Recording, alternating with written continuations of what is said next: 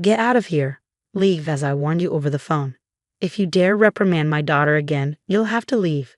You ignored my warning, so kindly get out. The absurdity of Emily's demand leaves me speechless. Emily, my sister-in-law, stands there, her face a mask of self-righteous indignation. You're just my brother's wife, an outsider. Stop pretending to be part of our family, she spits, her words cutting deep. Hearing these words from Emily shatters something inside me. I had endured her verbal abuse and her daughter Olivia's selfishness, thinking they were family. Now all the things I did with their interests at heart have been entirely negated. I have no reason to respect Emily and Olivia anymore. All right, I'll leave, I reply calmly and start packing my things. Emily and Olivia laugh heartily at my situation, but their laughter won't last long, I think, as I gather my belongings. My name is Chloe, and I live with my husband Ethan and his parents. Ethan had requested that we live with his parents once we were married. At first, I hesitated, but when I met Ethan's parents, I realized they were decent folks who respected boundaries. Convinced that life with them would be manageable, I accepted Ethan's proposal. Once we moved in together, my mother-in-law took over all the housework while I worked outside. In turn, I took over the chores when I was at home. We divided the work in the house, and everything went smoothly. However, the visits from Ethan's sister, Emily, were always distressing. Emily had a daughter, Olivia, and they frequently visited us. Each time, Emily would relentlessly take jabs at me. Chloe, can I get a cup of tea? I'm so tired from my part-time job and raising my child. You must be relaxed on your days off at home. I'm so jealous, she'd say. Well, I also work when I'm at home. Of the work you do at home is insignificant. I go out to work every day and have a leadership position. Don't compare yourself to me, she would retort. When it was time for Olivia to find a job, Emily often came over to complain about why Olivia couldn't find one. Olivia is excellent, just like me. The recruiters who reject her must be blind. Maybe she could broaden her job search, I'd suggest. What could you, who barely works, know? Shut up, Emily would lash out furiously. It seemed Olivia finally landed a job after most of her classmates did. Olivia and Emily came over to report the good news to my mother-in-law. Granny, I've got a job. Look. Olivia proudly showed off her job offer letter to my mother-in-law, who smiled contentedly. Well done, Olivia. Yeah, I didn't expect to get into such a large company in the end. The interviewer was kind from the start, Olivia beamed. Next to Olivia, Emily grinned broadly. This company is a subsidiary of the company I work part-time for. My name might be known even in the parent company since I've been around a while. So I got the job thanks to Mom, huh? Olivia mused. It could be. The interviewer saw your name, recognized you as my daughter, and probably had a good impression. Come April, Olivia was to attend a month-long training program for new employees. The training location was only a few minutes away from the home where my in-laws and I lived. Emily, knowing this, called my mother-in-law. Mom, I want Olivia to commute from your house during her training. The training place is over an hour away from our home. We have a spare room, and I don't mind at all. Let me just check with Chloe. Do you need to ask Chloe? Well, but that's your house, right? Chloe is just living there. She won't complain, Emily insisted. Thanks to Emily's insistence, I only found out that Olivia would be living with us for a month after everything had been decided. I was a bit puzzled, but there was no reason to oppose Olivia living there. I warmly welcomed Olivia, and our shared life began. Once the training began, Olivia was late 1 out of every 3 days, despite the training location being just a stone's throw away. It seemed that her habit of waking up at a fixed time every morning had completely disappeared due to her relaxed student life. Grandma, why didn't you wake me up? I called you many times. If I don't make it in time, calling me doesn't mean anything. Ah, forget it. I'm taking a morning off today. Please call the company and tell them I'm taking half a day off due to poor health. Olivia, you're an adult now. You should be doing such things yourself. If I say I'm too sick to even make a phone call, it'll be more believable. Just do as I say, Olivia demanded, taking advantage of my mother-in-law's soft spot for her granddaughter. Olivia had become completely spoiled. Even when she came home from training, Olivia wouldn't do anything for herself. Grandma, I'm tired. Is dinner ready? Welcome back, Olivia. I'm just about to make dinner. What? You're just starting now. Why didn't you have it ready by the time I got home? I'm tired, and I want to eat right away. You're so thoughtless, Olivia snapped. I'm sorry. I'll have it ready soon, my mother-in-law replied, clearly rattled. Seeing my mother-in-law being pushed around by Olivia, who was probably tired from her first job, I couldn't stand it anymore and spoke up. Listen, Olivia, having a warm meal waiting for you when you come home isn't something to be taken for granted. Why don't you show some appreciation to Grandma? Why do I have to listen to you, Chloe? You're not even family. Stay out of it. Not family. I married Ethan, so I am part of your family, Olivia. Mom said Chloe is my brother's wife, so she's an outsider.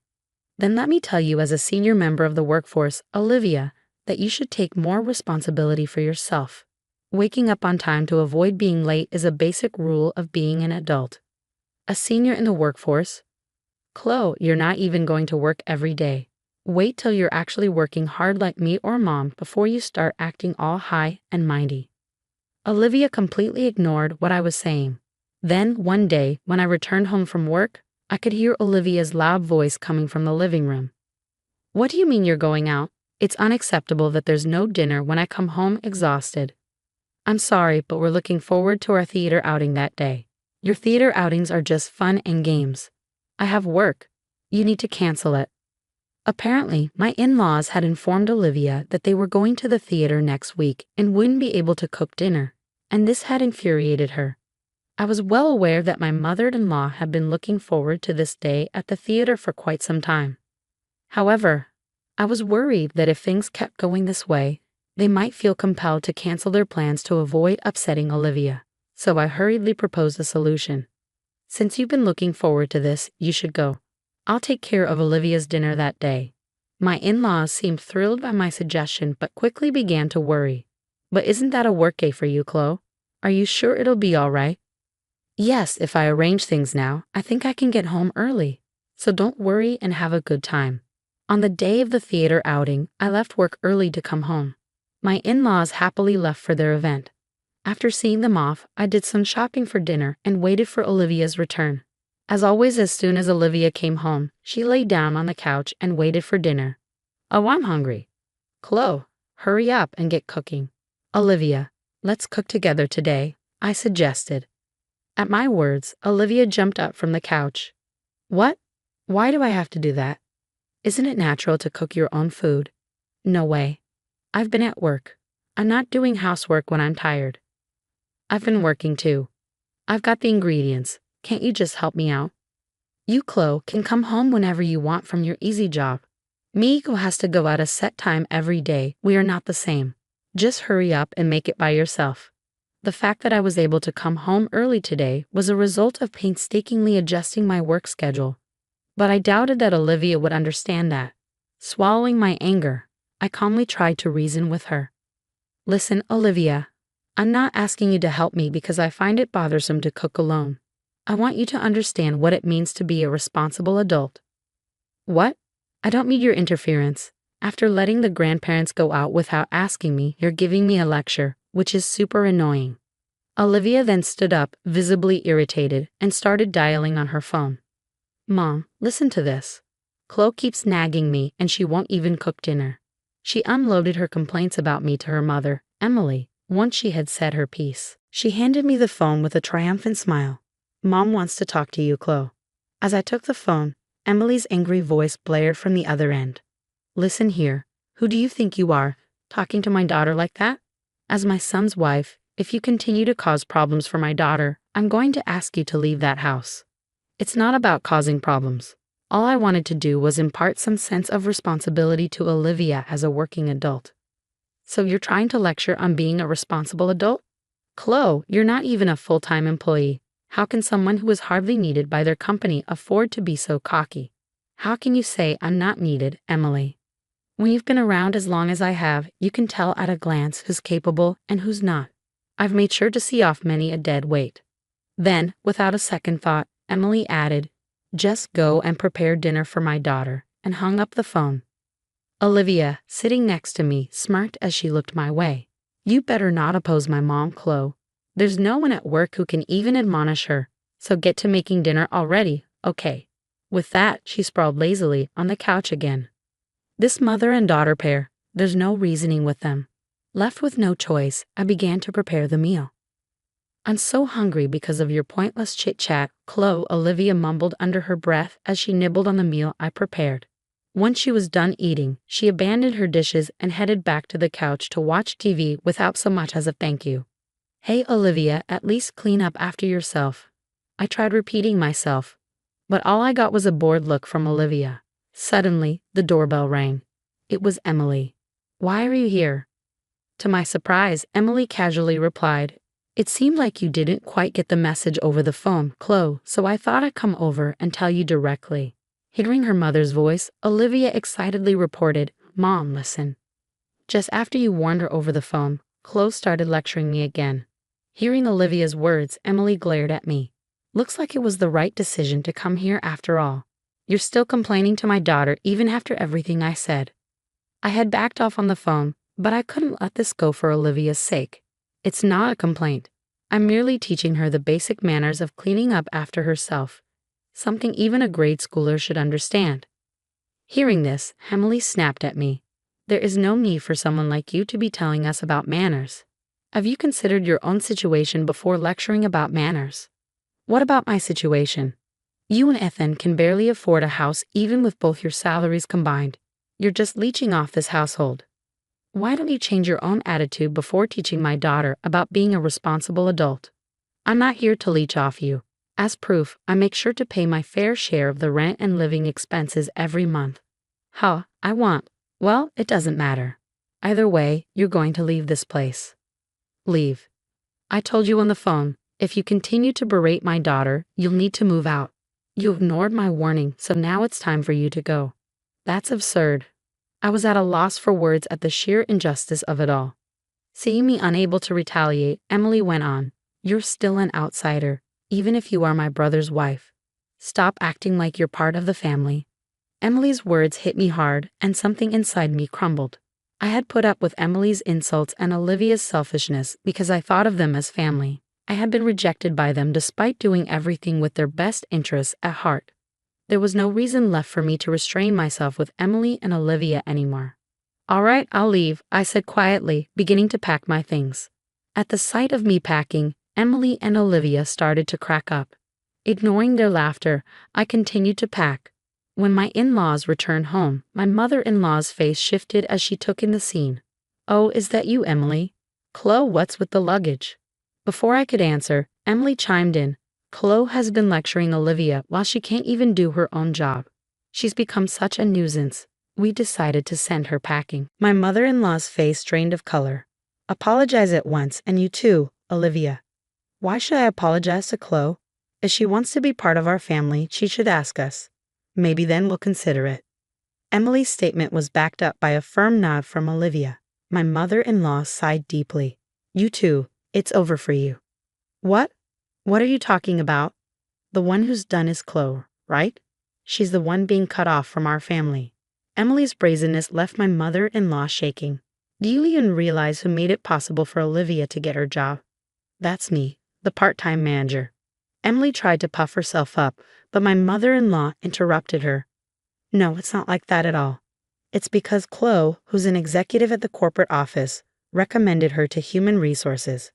Well, that's a lie.